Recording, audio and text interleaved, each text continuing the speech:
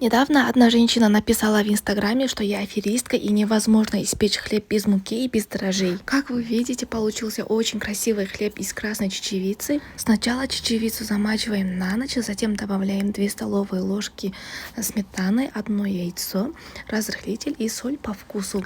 Все измельчаем в блендере до однородной массы. Получается жидкая однородная масса. Массу переливаем в форму. Форму обязательно смазываем маслом, иначе тесто прилипнет к форме. Равномерно выливаем в форму и для оформления посыпаем кунжутом. Это, конечно, не обязательно. И выпекаем 180 градусов 45 минут. Получается вот такой приятный, мягкий, ароматный и, главное, очень полезный хлеб. Отличная альтернатива обычному хлебу. Обязательно приготовьте по моему рецепту. Приятного аппетита и не забудьте подписаться на мою страницу.